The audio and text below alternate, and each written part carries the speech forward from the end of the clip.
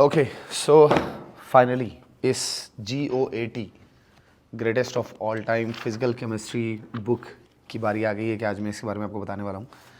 अब पहले तो काफ़ी बच्चे होंगे जिनको पता ही नहीं होगा इस बुक के बारे में, तो बता दें कि one of the most oldest GOAT of physical chemistry RC Mukherjee.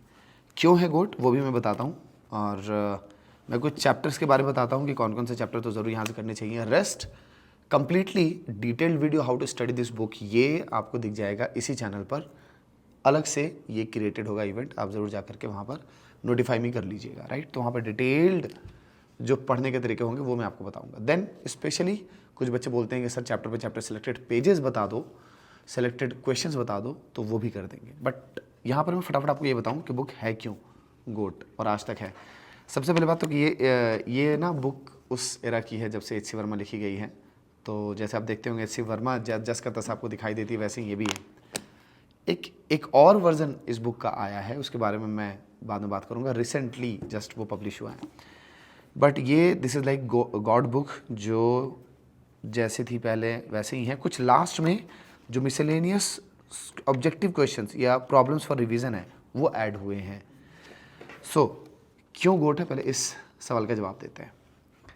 तो होता क्या है कि हम जनरली उस बुक को कहते हैं कि this is the God book या दिस इज़ द गोड बुक, जहाँ पर से हम सीखते बहुत हैं। तो जनरेशन्स ऑफ जेई क्रैक करने वाले जो लोग हैं, इंक्लूडिंग मी, हमने जो है इसी से सीखा है, इसी बुक से सीखा है कि कैसे फिजिकल केमिस्ट्री के बेसिक्स अच्छे करते हो। तो बेसिक्स में क्या आता है, जब भी फिजिकल केमिस्ट्री में स्टार्ट करते हैं क्लास 11th में, तो मोल कॉन्सेप्ट हमें बहुत तंग करता है, क्योंकि तब हम ये इस बात को एक्सेप्ट ही नहीं कर पाते कि कैलकुलेशंस को इस लेवल पर, इस तरह से मोल के लेवल पर कैलकुलेशन के बेसिक्स को हम एक्सेप्ट ही नहीं कर पाते कि हमें ये करना होगा, कि हमें कुछ समय बाद बोरिंग लगने लगता है। बट कैलकुलेशन किसी भी एंगल से जेईई एस्पिरेंट के लिए कभी भी बोरिंग नहीं होना चाहिए। इंटेंशनली आपको चूज़ करना पड़ेगा कि मुझे कैलकुलेशन से प्यार करने वाला इंसान बनना ही पड़ेगा, क्योंकि आपको वो इंटीजर टाइप के, वो न्यूमेरिकल क्वेश्चंस के, वो इवन के, वो डेसिमल के बाद के भी कुछ प्लेसेस के भी वैल्यूज़ का ध्यान रखना पड़ता है जब आप सॉल्विंग कर रहे होते हैं पेपर में, चाहे जेईई मेन हो चाहे जेईई एडवांस्ड हो। और एक बात आपको बता दूं कि कैलकुलेशन जिस किसी भी स्टूडेंट का क्लास में दिख जाता है कि अच्छा है, वो इंटरेस्टेड हैं कैलकुलेट करने में, एंड टू एंड आंसर निकालने में, वहीं पर ऑलमोस्ट ये गारंटेड हो जाता है कि वो जेईई क्रैक करेंगे। This should be the enough motivation आपके लिए कि कैलकुलेशन से आप प्यार कीजिए। तो नाउ कमिंग टू जो पहला चैप्टर है वो है elementary problems based on definition of mole, the mole concept. वहाँ पर बेसिक मोल के बताए गए हैं कैलकुलेशंस, और POAC principal of atom conservation introduce किया गया है, वहीं पर पेज नंबर 3 पर दिख रहा है हमें। बट जो प्रिंसिपल ऑफ एटम कंजर्वेशन है वो पहले चैप्टर में, वो आपको उसके सॉल्व्ड एग्जाम्पल्स नहीं मिलेंगे। देखो बुक की सबसे बड़ी स्ट्रेंथ है सॉल्व्ड एग्जाम्पल। आज के टाइम पर कई सारे बुक्स हैं अलग अलग पब्लिकेशन के जो सॉल्व्ड एग्जाम्पल्स देते हैं, बट जो सिलेक्शन ऑफ क्वेश्चन है वो यूनिक बनाता है इस बुक को, और आज तक वही सिलेक्शन ऑफ क्वेश्चन यूनिक बना करके रखता है इस बुक को। जिस तरह से सिलेक्शन, कुछ ऐसा नहीं कि कुछ चैप्टर्स में वो सिलेक्शन ऑफ क्वेश्चन ठीक नहीं है, मैं वो भी बता देता हूँ। बट देखो बेस अच्छा करने के लिए और कुछ अच्छे चैप्टर्स में तो बहुत ही बेहतरीन सीक्वेंस और कलेक्शन ऑफ सॉल्व्ड एग्जाम्पल्स हैं।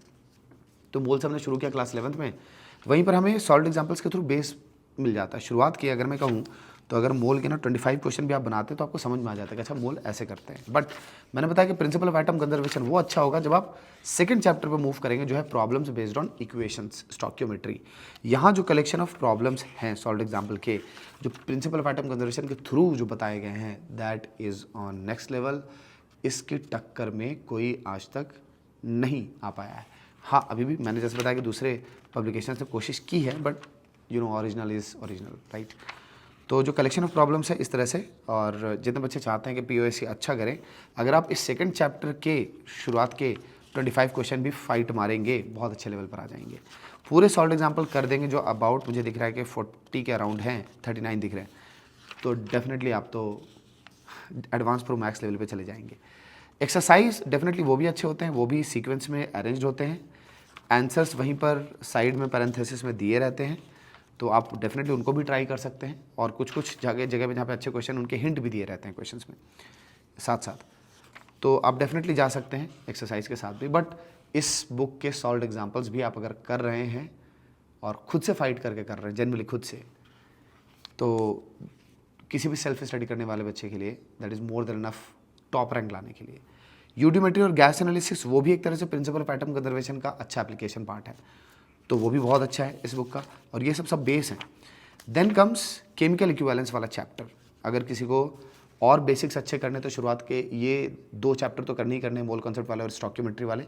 देन गैस एनालिसिस वाले भी कर सकते हैं, कुछ सिलेक्टेड क्वेश्चन मैं वहाँ पर भी कहूँगा कि 20 के राउंड भी आपने अगर सॉल्व एग्जाम्पल बना ली तो बहुत सफिशिएंट है। नाउ केमिकल इक्विवेलेंस अमेजिंग, पूरे फिजिकल केमिस्ट्री में इक्विवेलेंट कॉन्सेप्ट बैकबोन है। वो किसी भी जगह किसी भी चैप्टर में इक्विवेलेंट कॉन्सेप्ट जो है तुम्हारे अपने सॉल्विंग को बहुत स्ट्रॉन्ग कर देता है। टेक्निकली तुम बहुत स्ट्रॉन्ग हो जाते हो, तुम कॉन्सेप्टली बहुत डेप्थ में चले जाते हो। तो इस बुक से केमिकल इक्विवेलेंस वाला चैप्टर जो चैप्टर नंबर 6 है वो ज़रूर करो, बहुत अच्छे से एग्जाम्पल्स अरेंज्ड हैं, सारे सॉल्व एग्जाम्पल्स करो। देन कम्स बाप of all chapters, volumetric calculations, जो तुम्हारे अपने double indicator titration, basics of titration, acid based titration, इन सबको बहुत अच्छा कर देता है, राइट। अब बात आई कि ये तो एसिड बेस्ड टाइट्रेशन है, क्या रेडॉक्स टाइट्रेशन नहीं है? नहीं, रेडॉक्स टाइट्रेशन भी आपको उसी में मिल जाएंगे, वॉल्यूमेट्रिक एनालिसिस में, राइट। तो रेडॉक्स टाइट्रेशन वाले भी सारे क्वेश्चन है, 73 एग्जाम्पल्स हैं। अगर तुमने सेलेक्टेड भी बना ले, जो मैंने आपको बताया कि सेलेक्टेड पेज है, सेलेक्टेड क्वेश्चन का भी एक सेशन में कर दूंगा इसी बुक का। तो क्योंकि इस बार मैंने टारगेट किया इस बुक को कंप्लीटली पढ़ें, कैसे, क्या क्या चीज़ें हैं, क्या क्या सही नहीं है, क्यों ये गोट है, ये सारी चीज़ें मैं बता रहा हूँ डिफरेंट सेशन के थ्रू। तो मैंने कहा कि आपको केमिकल इक्विवेलेंस और वॉल्यूमेट्रिक कैलकुलेशन बहुत भर भर करके करने चाहिए। सिलेक्टेड क्वेश्चन ही करना चाहते हैं तो वो मैं बताऊंगा आगे के सेशंस में। तो वॉल्यूमेट्रिक कैलकुलेशंस बहुत बेहतरीन है, राइट, इसको कर लिया आपने। नाउ और कौन कौन से चैप्टर हैं? ये तो हो गया बेस बिल्ड करने के लिए। और अच्छे अच्छे चैप्टर्स की बात करूँ, मैं आयनिक इक्विलिब्रियम से कोई बहुत खुश नहीं हूँ इस चैप्टर, इस बुक के है अच्छा सिलेक्शन, बट केमिकल इक्विलिब्रियम में जो बात होनी चाहिए थी, जो थिंकिंग जो डेवलप करते हैं हम, वो नहीं है। किसी भी बिगिनर के लिए बड़ा मुश्किल होगा कि सॉल्व एग्जाम्पल के थ्रू केमिकल इक्विलिब्रियम अच्छा कर ले। तो उसके लिए एक बार सेशन देख लेना, जैसे हमने बेसिक्स बताए हुए हैं यूट्यूब पर, वो देख करके करो, मज़ा आ जाएगा, तब बहुत ही एडवांस प्रो मैक्स लेवल पर चले जाओगे। सेम चीज़ आयनिक इक्विलिब्रियम के लिए। थर्मो के लिए अगर मैं कहूँ तो थर्मो के लिए थर्मोडाइनमिक्स के लिए इतने अच्छे कलेक्शन नहीं है जितने अच्छे थर्मो केमिस्ट्री के हैं। Chemical kinetics is good, electrochemistry के बेसिक्स के लिए सॉल्व एग्जाम्पल जो स्टार्टिंग में दिए हुए हैं अमेजिंग, बहुत बेहतरीन। देन प्रॉपर्टीज़ ऑफ गैसेस, वो भी बहुत अच्छा है, हालांकि वो जेई एडवांस का ही रह गया है, अब जेई मेन में तो है नहीं वो चैप्टर, बट अमेजिंग, बहुत अच्छा कलेक्शन है प्रॉपर्टीज़ ऑफ गैसेस में। Atomic structure and radio activity, radio activity तो बेसिकली आप न्यूक्लियर फिजिक्स में जो पार्ट पढ़ते हैं वही आपको एक्चुअली है पढ़ना। अभी के टाइम पर कोई रेडियो एक्टिविटी ऐसे डिफाइंड नहीं होती है, अपने केमिस्ट्री वाले सेक्शन में दी नहीं होती है, बट वही बात है, जेई एडवांस्ड है तो कुछ भी टच कर सकते हैं, जेई मेन है तो वो बेसिकली रेडियो एक्टिविटी आपसे न्यूक्लियर फिजिक्स के ही पोर्शन में पूछते हैं, राइट। बट आप यहाँ से दोनों अच्छा कर सकते हैं, अच्छे कलेक्शन है एटॉमिक स्ट्रक्चर के भी और रेडियो एक्टिविटी के भी, राइट।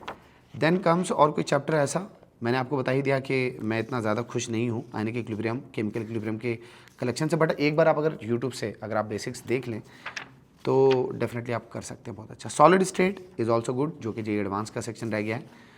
एंड उसके बाद जो इधर miscellaneous problems for revision add किया गया है, दैट इज़ अमेजिंग, बहुत अच्छा कलेक्शन है वो।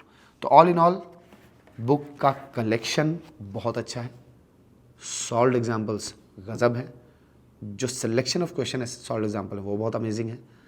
ये book modern approach to chemical calculations के नाम से है, और सच में जो बेसिक्स हैं, जो लिखा गया है introduction to the mole concept, जो बेसिक्स है कैलकुलेशन के, मोल कॉन्सेप्ट के, प्रिंसिपल ऑफ एटम कंजर्वेशन के, अमेजिंग है, इक्विवेलेंट कॉन्सेप्ट के अमेजिंग है। ये वो बुक है जिसने एक्चुअली पूरी जेई फ्रेटर्निटी को सिखाया है कि कैसे बेसिक्स अच्छे करते हैं कैलकुलेशन के, मोल कॉन्सेप्ट के, स्टॉकियोमेट्री के एंड इक्विवेलेंट्स के। हाँ, एक चीज़ तो छूट गई यार, redox, oxidation reduction. Oxidation reduction के ना साइड में नया कलेक्शन जो ऐड किया गया ना, आई थिंक दैट कि एक नया चैप्टर के रूप में ऐड हुआ है वो ऑक्सीडेशन रिडक्शन, और उसमें जो कलेक्शन है बैलेंसिंग वाला वो काफ़ी अच्छा कर दिया है। Let me find it out कि कहाँ पर है, वो है बहुत सही।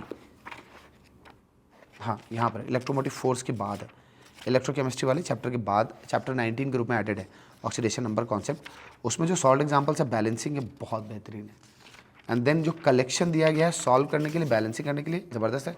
तो क्लास 11th वाले जो भी हैं तो वो तो भाई इस बुक को बिल्कुल ना छोड़ें। जो क्लास 12th वाले भी हैं जो फिजिकल केमिस्ट्री अच्छी करना चाहते हैं, सॉल्व एग्जाम्पल इसके ज़रूर करें। शुरुआत के 2025 तो मैंने बोला कि कर ही लें, रेस्ट और पूरे सिलेक्टेड की लिस्ट धीमे धीमे मैं हर चैप्टर की बताते जाऊंगा आपको।